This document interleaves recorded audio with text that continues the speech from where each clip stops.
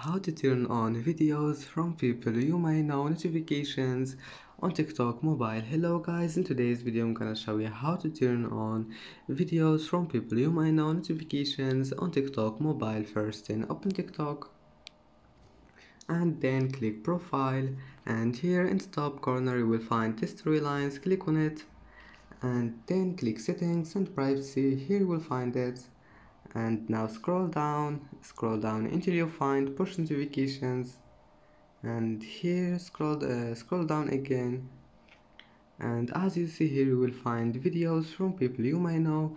Now all you need to do is just click on it, one click, and then go back, it will be saved.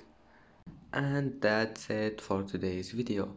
If you like this video, don't forget like and subscribe, and thank you for watching this video until the end, and see you in the next video.